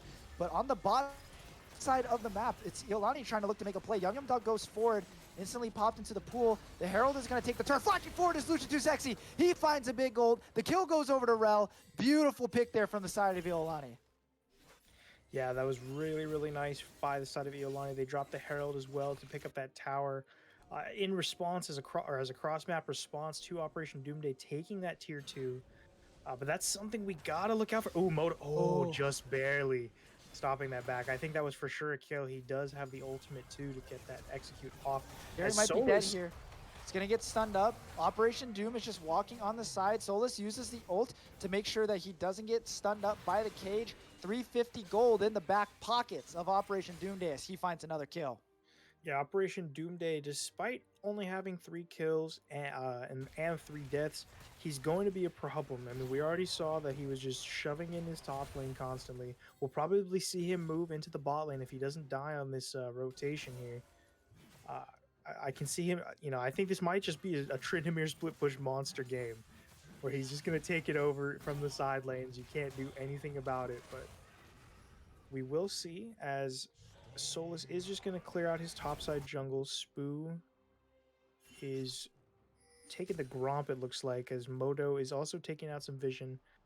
So Mililani might be prepping for something in the top side right now. Baron's still about a minute away. I don't think they have enough damage to not quite do yet. a 20-minute Baron with a Vladimir on the team. So The very quick blades just picked up for Operation Doomday, so he's going to be dashing a lot, looking for the steal. Moto, it is going to be smited away by Lucian Too Sexy. So they did get his smite, a little bit of a consolation prize. It is up again in about another 10 seconds here. As Mililani also looking for this Scuttle Crab. They're not going to be able to get it, as the rest of the Iolani squad is in the area. This is what happens once you take the mid turret. Just opens up the map, allows you to extend that vision line. Every turret taken, the tiered ones at least, for Iolani, except for that top one. I'm not quite sure if that's going to be a focus for them this game, though. it's so funny right now, actually. Mililani has the gold lead, about 1K, despite being down in objectives. Actually, it's pretty even. What's it called? Iolani does have the lead with the first Cloud Drake taken off, but look at how much pressure Operation Doomday just soaked up. Almost all 5 members. Pressure sponge, man. Pressure sponge. Yeah. Almost all 5 members headed up into the top lane to respond to that. It doesn't look like Mililani's gonna be able to accomplish a ton with that. They just farmed some minions, I guess, in the jungle. But yeah, I think if you see that many people on the top side of the map, I think you just have to push in that bot lane and try and get some damage down on this tower, because you know, Reld here, they're already back. They were able to pick up that huge wave that was already stacking up in there. Well, Operation Too Sexy is Yeah, just kind of he's just gonna stay top lane for the rest of this game, and it's gonna be interesting to see how these team fights actually shape out because I actually think he's really important to Milani's team fight. I 100% agree. I think that the Trinity can make a huge difference in these team fights, especially on if you get a nice flank, you can just you take out one of the Vagar or the Misfortune. The team fight's pretty much over. They don't have any more consistent damage on the side of Iolani. So it's all a matter. Oh, here comes another possible solo bolo. Yeah, Operation Doomday gonna pop the ghost. The TP is expended here from Jerry going over the wall and flashing over. Operation Doomday has no fear though. He's moving forward, pops the ult, gets the slow off the W, but a good knock-up from Cyan heals him and allows him to stay alive. Operation Doomday, are you gonna be able to kite this one out? He's gonna get the There's Cloud the Assault. Predator. Here comes the fast Yordle, a beautiful E away from the Q. Operation Doomday thought he was gonna get outplayed, but he lives himself. And as Mililani, you gotta be saying good live to your top laner. Yeah, that actually looked so bad for Cyan. Here's a pick on a round, flashing forward now with Solus. He's gonna go and find the stun, the instant pike ult, but now in the back, Lucian too sexy, they're on to Spoo. He go ahead and pick up that kill. Jerry gets jumped on by Moto. Catalyst gets in there. Cyan does so much work on this Aatrox, does so much damage. Moto running away, it's a double kill for Lucian too sexy. Yum Yum Dog forced to run away as well, and now it's Iolani who's running away with game 2. But how is Mililani still up 2k gold right now? That just makes no sense to me. The gold lead from Tryndamere cannot be that big, or maybe it's the extra pike gold, but I know that they haven't picked up any objective bounties. I know that they haven't really gotten too many shutdowns. So I don't understand that. And now Iolani, they are on soul point right now. 2 Cloud Drakes to their name. I will say that if they do pick up that Cloud Drake, I think it's huge for Cyan with that Aatrox. You get the extra move speed on your ultimate as well. You can chase people down. And just look at this. Operation Doomsday cannot get close enough anymore. There's just too much CC on the side of Iolani. Yeah, and I really think it comes down to, though, if he's going to be able to find a proper team fight. I think if he's in the team fight, he's just going to get one shot here. He actually has the ult. He steps into the cage, moves forward, finds one more. Oh, he insta-pops Lucian too sexy. The crit Gale Force E just kills the jungler. That's a shutdown. That's a worth GG in the chat for Operation Doomday. More gold for him as Moto's going to go ahead and spot out all this vision. But I think once he gets into the team fights, if he can wait for a lot of that CC to get expended, we've seen guys like Broken Blade able to pull this off in the LEC, where he just kind of waits for all the CC and then he jumps in. I think a lot of the problem is because he's taking these 1v3, 1v2s thinking he can win it. Not to say that he doesn't have the skill to do it, it's just kind of hard to do it with the way the Iolani comp plays out. Yeah, it is pretty rough for the Tryndamere to go on the first cycle of CC, but like you said, I think you just have to play it a little bit patiently. Once you just have to see the cage go down, and then you have to, and that's when you go. I will say that it's also very important. Spoo has been completely left alone in all of these fights. For Lucian too sexy to jump on him, for Catalyst to jump on him as well. You're playing the Ashe, and I know that the Here might be the pick. The cage is already out. One shot is Moto, thanks to the Vagar ult. That's the power of having a Vagar. Spencer, we can get a quick stack check. I don't think we've checked the Vagar stacks at all this game. 223, wow. Quite a bit of AP there. Looks like 233 actually. Oh, did I misread that? 233, yes, you're correct. He's almost got 450 AP. Oh, no, it just shot up to like 600. I think he just completed his Rabadon, so that's a very, very damaging Vagar. And still Mililani is up in gold. I'm so confused. Maybe it's bugged, but like I was saying though, Spoo has been left entirely alone on this Ashe. This is an immobile carry that doesn't have a lot of agency, that doesn't have a lot of ways to escape any kind of CC. They opted into the Immortal Shield Bow as well, so no Gale Force. So if they want to activate Spoo, who carried so hard in the last game, they have to protect their AD carry. I know that they do want to dive forward with Modo, with Solus, but I think you have to make sure your Ashe and your Vladimir can get their damage off. The Tryndamere will come in later, and they're gonna do a ton of damage as well. But I think you just have to peel enough for this Ashe to get. Operation Doomday was looking caught out there. He was all alone in the jungle with the rest of the Iolani squad moving up, but he's just able to get out of there. Now Spoo and Yum Yum Dog contesting these mid waves together. We'll see a Death Bush set up here as the Drake is spawning in about a minute and a half. So this is around the time you would think the team would start to look for vision. Moto starts to move into the jungle around this time. Flashing forward is Catalyst and caught out his Spoo. Bullet time over the top is going to secure the kill. Lucian Tooth actually flash forward as well to try and get the pullback onto Moto. Not able to find it though, and a pick onto the Ashe as Iolani now set up to take this final Drake, and that would be Cloud Soul if they're able to pick it up. Yeah, that would be huge. Like I said, for the Aatrox, you get that little boost of movement speed. Are these the Eclipse skins? Did these actually come out already? I didn't even know that, that these were out. That's awesome. I actually just noticed that. Yeah, I also didn't even notice that as well, but yeah, that I didn't even know that skin exists. I'm not even gonna lie, I did not even know that Aatrox was a part of the new skin line. Yeah, it's oh okay. Spencer just let us know that it came out today. Very cool skin line. I was actually really excited to see it. Is Moto? Oh, okay, I thought Moto was about to get caught out. Operation Doomday might be doomed here. No, he's able to walk it out. I thought maybe Catalyst was gonna pursue a little more, but he does have the hook. Or sorry, oh, the hook goes wide. Operation. Oh what? wow! You're cheating, Jerry. You're cheating. How did you know how to S key there? All right, Operation Doomday is just gonna kite out of that one. Moto gonna pull this back could be the fight. Catalyst, but Operation Doomday now he's in the back, but he's not onto the AD carry. Now he is. Now he's following into the back line. Spoo able to just kite, and Operation Doomday picks up the kill. He's gonna run away, and this is the fight that Mililani was looking for. They start to move forward. Catalyst is gonna fall. A lot of damage coming out from Yum Yum Dog. Scion gonna get pulled back. The cage is gonna allow Jerry to pick up one kill. Wait, what followed him? Spoo probably gonna die here to the ult. Operation Doomday still on the side here. This is Jerry putting out a lot of damage though on the Veigar. Operation Doomday looking for an angle. Does he want to go? He does not. But that was the fight that Mililani was looking for. Spoo just unfortunately stepped too far forward in that Dragon Pit and got caught. I'm not quite sure how Scion was followed. I don't know if he was followed by an auto attack or what, but he died. Thought he was going to escape after getting pushed away. Solus and the rest of the gang just going to start to beat down onto this turret.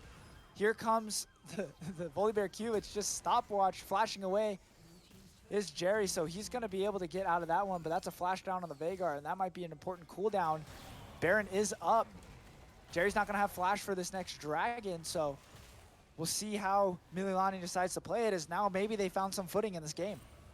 Yeah, I was gonna say, I'm pretty sure the Aatrox did die to getting autoed by the dragon trying to make his way out, but Spencer did confirm that for us, and that was the fight that we were talking about for Mililani that they needed. And if you notice, they protected Spoo. They allowed Spoo to stay alive in that fight and get work done, buying a ton of space, which also allowed Operation Doomday to sneak around the back and just take out Reld, because how much crit is that at this point? It's almost 60. I think that's like 55. If he has his passive fully stacked, it's 100. Yeah, so that's 100% crit Tryndamere running right at you, and you can't really do much about it as a misfortune. And like I pointed out, that Spoo needed some peel. Where was the peel for Iolani? Or sorry, for Reld? Like everyone went on that crazy escapade to go deeper into the jungle, got caught in the choke point. But we shall see how these two AD carries can position in these team fights. We'll see what is going to unfold, as Mililani's actually up 2k gold right now. They ended up not taking that Baron, but they did steal away the Cloud Drake Soul. I was like trying to figure out what it was called in my head. I ran through like Tempest, Wind. We are so rusty, man. It has been a while since we going from like one game a week to saying we're not allowed to cast. Been rough. There's the Pike passive though. Moto gonna get chunked out his entire health bar, but it just heals it right back. He has the Duskblade now, so if he's able to pick up a kill, even an assist somewhere, he can start to go crazy with the invis in the back line. Yeah, he's gonna get a ton of work done. We've seen him already pick up a few kills off of that, off of the execute from his R. So, maybe that's where all this extra gold is in everyone's pockets. As there we go, there is the Anathema's chains. I think it was actually built a little while ago uh, by the Volibear. I don't think we pointed that out. Solus, a subscriber to the Two Chains build. Uh, so I don't I wish we had an indicator to know who it's on. I would assume it's on either Jerry or Reld. Um, Solus might be caught out here. He gets jumped on by Lucian Too Sexy, but Operation Doomday is right around the corner. Baiting in perfectly as Solus, but here comes the rest of the squad. Catalyst is in here now. Spoo's going to able to zone him off with the W. Everybody walks away, but that was almost really scary there for Mililani, a fight that they probably wouldn't have wanted. Yeah, I was actually getting a little worried there. I thought Operation Doomday was just gonna let Solus die there. He was just hitting the Scuttle Crab, but the rest of the team responds. They're able to walk him out. As I do think that we're gonna start seeing a dance for the Baron right now, as both teams most certainly want to take that objective off the map and possibly open up a couple more towers. Um, as I don't think we got to see it because there actually hasn't really been much going on up there, but while that whole dragon fight that put the game back in potentially Mililani's favor was happening, there was a massive wave that crashed into the top lane, and I'm sure it did a ton of damage because nobody was really able to pick anything up off the back of that until after the fight was over. Now here's where things start to get interesting. You mentioned the dance for the Baron, but the Cloud Soul is spawning again in 40 seconds here. Now it's up to Mililani how they want to play this. If they give over the Cloud Soul, they potentially have an angle at Baron, or they can continue to try and fight this Cloud Soul. Maybe it's the team fight that they want to take. Continue to deny it from Mililani. Operation Doomday going to step forward into the choke point. They go. Now, how does this fight play out? Solus already in the backline. Lucian Too Sexy is dead. Catalyst able to get the reset on his ult. He gets one. Does he find another? Moto is going in there. Operation Doomday in the back. Yum Yum Dog's gonna do Vladimir things. He's been pretty silent all game, but now he gets a double kill. 5 and 2 on this Vladimir. That was the fight Mililani wanted. The game is completely swung in their favor now. You thought they only had a 2K gold lead. Make it 6. Mililani staring down the championship. Yeah, Mililani, they smell blood in the water and they strike. They are just taking over this game. It looks like they're going to move over to the Baron now as well. Operation Doomday played that so perfectly. He knows his job is just to get into the back line. And, Iolani, they're just feeding into these choke points. They're allowing this Ashe to get so much work done. I think Ashe is one of the best champions in a choke point. I know that Reld is on the Misfortune, who does have the bullet time, and you have the Veigar, but I think Ashe covers so much ground with their W, with the Q. I think this Ashe is just taking over the game silently. And like you pointed out, Yum Yum Dog is just doing Vladimir things. You take at a certain point, you're just gonna take 0 damage, and you're gonna be able to live forever. I think any game with a Vladimir in it is kind of on a timer, because it is going to come to a point where Vladimir is just going to out-sustain you for forever, no matter how much anti-heal you have, which, important to note, Iolani doesn't have any. Literally none. They only have the ignites. I didn't even realize too, Yum Yum Dog is level 17. When the heck was he he was side laning so much that we didn't even notice that this guy's 2 levels up on his laner, who objectively has been doing more in the game in terms of fighting wise. But yeah, Mililani knows that they're strong now. They're going to start to move into this mid lane. Yeah, Mililani, I think they're just going to want to take every fight. Operation Doomday has a 3-level lead over Sion as well, so for the side of Iolani, to pull this game back, very could turn things around. You have to CC the Tryndamere, or you can you can kite back and make sure that Reld is able to stay alive on this Misfortune. Well, I love the build here from Operation Doomday. He has the Sherilda's Grudge, so he's able to slow people down, to stick to them even more. Has the Zeal and the BF sword picked up? Does that... So I think that's a pretty Storm common Racer? thing. No. That's definitely... Oh, no. That's a shard. That's a Kishi shard. Yeah, he's going for the IE. And I don't know what the Zeal could be. It could be a plethora of things. Could be PD. Could be Mortal Reminder if they wanted to get any kind of anti-heal in this game. I believe there's only one Bramble I'm Yeah. seeing right now. But I have seen that that's pretty common. I think the raw stats of the BF sword are just, you just want that raw AD. And plus, I think they're going to go for the Infinity Edge next. Maybe they didn't have enough gold for something else, and I think maybe it was just better than picking up like a what is the word? I can't remember the name of the AD anti-heal item. Oh, a big hook into the arrow. Jerry's gonna get stunned up. Lucian Too Sexy jumps in, but it may have been too early. Operation On the Doomsday. backside, that's Operation Doomsday, while the rest of his team is just destroying Iolani. Mililani gonna Cyan. try and kite this one out, but Cyan is gonna be able to pick up one kill. He does a lot of healing. Operation Doomsday arrives just in time to save the rest of his team. Spoo is still alive as well. Didn't even need to proc the shield bow. Oh my gosh, yeah. They were just kiting back like a madman, just surviving and sustaining Wait, this could be the forever. end of the game. This could be the end of the game. 40 seconds on Sion, another 20 on Lucian Too Sexy, 30 on Jerry. Operation Doomsday, though, decides to split to the side. Rel, the only one alive. Nautilus is going to be up soon. The Baron buff has run out. I think, though, Mililani is just going to push for 2 inhibs here. The Drake is spawning in a minute, so maybe they pick up the Cloud Soul and then maybe look to make the play after that. A Cloud Soul on Tryndamere is so strong.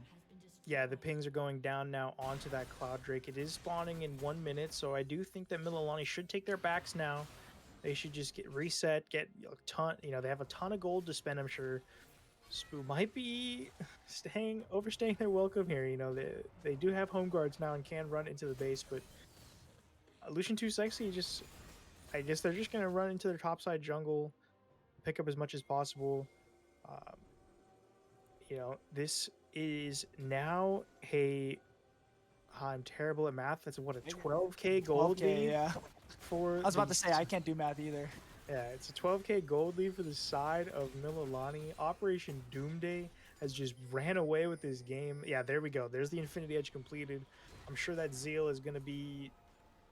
What could it be? A rapid fire cannon. That'd be fun. I would go Phantom Dancer in this case. That just makes the most sense to me. You get more move speed.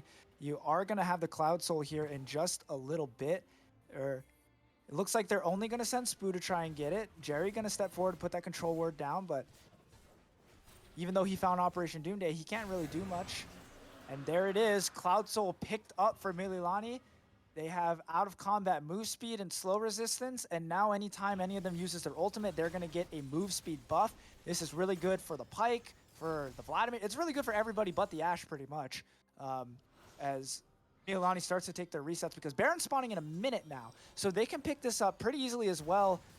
Having to deal with 2 super waves is a lot here on the side of Iolani, and they have pretty much one last fight. If they can find this team fight around the Baron and turn it around, they can keep themselves in this game. If not, Mililani's going to take it, and they're going to look to take the fight to the base. 40 seconds here. We're going to see how everybody sets up. Jordan, kind of give me a little bit of a quick analysis right before we get into this team fight. Yeah, so it's all going to rely on Jerry and his ability to make it to the back line. You have to spot the flank as well from Operation Doomsday. And also in that last fight that happened in the mid lane, Reld was nowhere to be found. Their ultimate did not get to be used until the tail end of that fight, when everyone was pretty much gone by that point. So yeah, you have to spot this flank, as it doesn't even look like though they're going to be in position to contest this Baron. Because yeah, it looks like they're just stuck clearing the waves.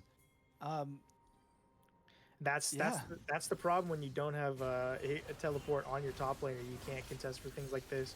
But it looks like they're just going to handshake it, and they're going to say, like, we have to, or maybe they just didn't even know, because we saw pings going down in their jungle as to where they could possibly be from the side of Iolani. As Jerry, oh no, I thought Jerry was maybe fishing for a cage there, as Solus charging it all alone. Yeah, he was looking real deep there, but now here comes Mililani. They're starting to make the push into the space. Can this be the final push? It looks like they're working through mid lane. Operation Doomday is going to work through bot lane. He's trying to get these waves synced up. A big pull onto Jerry. A good stopwatch is going to buy him a lot of time. Lucian, too sexy, only finds a knock up onto one. Reld in the back with the bullet time, but Yum Yum Dog is already dead. Operation Doomday forced to flash away is ready, but Spoo in the back. How much work can he get done? He finds one. The shield bow pops. Cyan is on him. Modown finds the kill. He has the ult reset. And it's Mililani who came out in the end with that fight. Wait, what happened? How did Operation Doomday get in the back? He was 0 HP just a second ago. Ralda's already left the game. Mililani is gonna do it. They sweep. The OIA is on top in League of Legends. Mililani, your spring 2022 HHSAA State League of Legends champions. What an absolute banger of a last fight. I was watching Spoo the entire time, just kite away on this Ashe, firing away and doing so much work. I didn't even see how Operation Doomday got into that back line. He just got in there and did a ton. Reld also, at the very end, it was a great try, doing so much work, but that ultimate at the very end just wasn't doing a ton of damage into the tanks of into the tank of Solus. Congratulations to Mililani for conquering the split this semester. Congrats to them. Congrats to Operation Doomday. For making it into UH at Manoa. I think it's going to be awesome. I think this is a great way to leave your college career as a collegiate player. And I'm just very excited to see what this team can do moving forward. Mililani, shout outs to them. Good win for them. Taking the trophy to Central Oahu, taking it out of town away from Iolani. OIA reign supreme as a Kaiser grad. Love to see it. But yeah, this was an incredible game. And like you mentioned, I saw Operation Doomday. He flashed out of the team fight because he was 1 HP and his ult was about to run out. I didn't even see where he had enough lifesteal to come back into the fight. My eyes were on Spoo the entire time. He was doing so much work. Modo doing the most for him to try and peel. Solus was in there as well, peeling for him. Very good job by this Mililani squad. We said they needed to get to the late game. They got to the late game. Once they did it, they were able to pull it together and find the win. So congratulations to Mililani, the Trojans on top. Iolani, though, with a great showing. Congratulations to them as well. And congratulations to all the teams this season. Esports is a thing growing. The HHSAA trying to grow it as much as they can. Natalie Iwamoto over there trying to grow it as much as she can along with PlayVS. So to see the support like this, it's really big. So congratulations to all the teams this season. Continue to grow. As a good friend Felipe Ojastro says, support high school sports. Support high school esports as well, Felipe. We're adding that one on as well. Dad, I know you're watching this, so make sure you send that off to him because he's going to have to start incorporating that soon. I'm going to hold him to it. But yeah, thank you so much for joining us, everybody. The PlayVS stream. For Spencer DeRose, our producer. For Jordan Moffett, my color commentator. I am Tyler Bender. Aloha, everybody.